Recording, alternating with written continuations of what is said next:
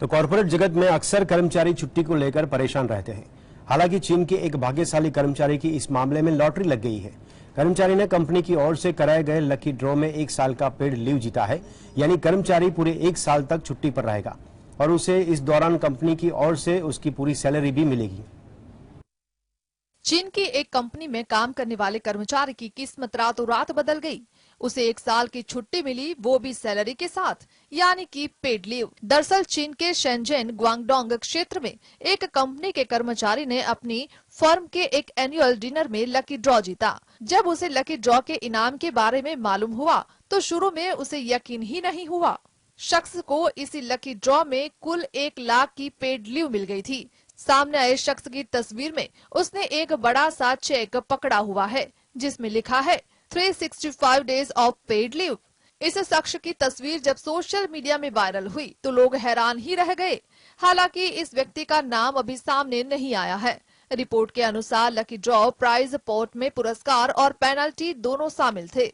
पुरस्कार के उलट अगर शख्स के हिस्से में पेनल्टी आती तो उसे घर का बना खास ड्रिंक पीना होता और इवेंट में वेटर का काम करना होता। Bureau report, GSTV। सूडान में अर्धसैनिक बल और रैपिड सपोर्ट फोर्स के बीच तनाव पिछले कुछ दिनों में बढ़ गया है।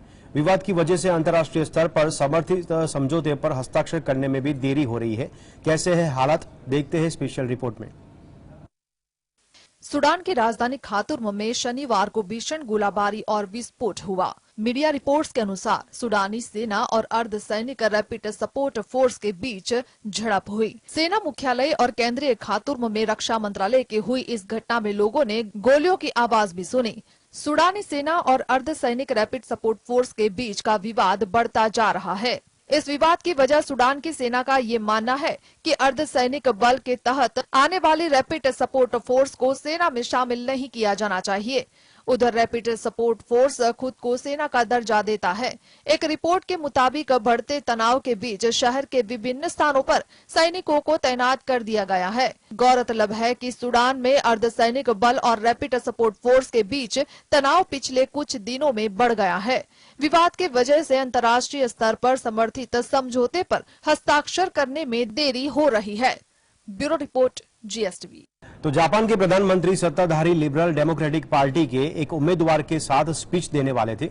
इसी दौरान सभा स्थल पर एक जोरदार धमाका हुआ। किसने किया हमले का प्लान, क्यों टारगेट पर थे जापान के PM, देखते हैं अंदर की बात में।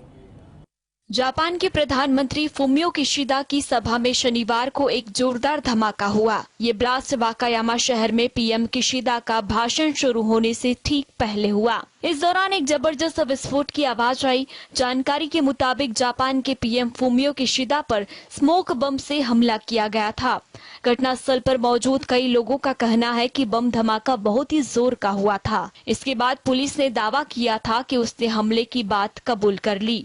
हमलावर इस बात से परेशान था कि उसकी मां एक धार्मिक समूह को दान देने के बाद दिवालिया हो गई थी, जिससे शिंजो आबे का संबंध था। इसी बात से तंग आकर उसने प्रधानमंत्री की हत्या करने का प्लान बनाया था। जापान के पूर्व प्रधानमंत्री शिंजो आबे पर भी बीते साल 8 जुलाई 2022 को ऐसा ही एक हमला किया गया था, जिनमें उनकी मौत हो गई। Bureau report, GSTV। Elon Musk अक्सर खबरों में बने ही रहते हैं और अब खबर सामने आई कि अरबपति AI की तरफ रुख कर रहे हैं। जानिए क्या है पूरा मामला, अंदर की बात में। इलॉन मस्क न जाने क्या करना चाहते हैं। वे अक्सर खबरों में बने रहते हैं।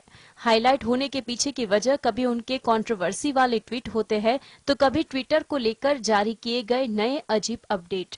हाँ, इलॉन मस्क ट्विटर के नए मालिक बन चुके हैं, लेकिन अब एक और कंपनी के डायरेक्टर बनने की खबर सामने आई है। रिपोर्ट के मुताबिक इलॉन मस्क ने अमेरिकी राज्य नेवादा में स्थित एक X.AI आर्टिफिशियल इंटेलिजेंस कॉरपोरेशन का गठन किया है। एक स्टेट बिजनेस फाइलिंग ने संकेत दिया है कि मस्क को 9 मार्च को स्थापित की गई X.AI कॉरपोरेशन के डायरेक्टर के रूप में लिस्ट किया गया था। मस्क ने हाल ही में ट्विटर को एक नई बनाई गई X शेल कंपनी के साथ मर्ज कर दिया है। X.AI कॉरपोरेशन कंपनी ChatGPT निर्माता OpenAI के प्रतिद्वंदी के रूप में नजर आ रही है। एक इनसाइडर रिपोर्ट के मुताबिक मस्क ने हजारों पावरफुल महंगे कंप्यूटिंग प्रोसेसर को खरीदे हैं और ट्विटर पर AI प्रोजेक्ट के हिस्से के रूप में इंजीनियरिंग टैलेंट को हायर किया है। हालांकि यह स्पष्ट कर दे कि मस्क ने अभी तक खुद से किसी बात की पुष्टि नहीं की है।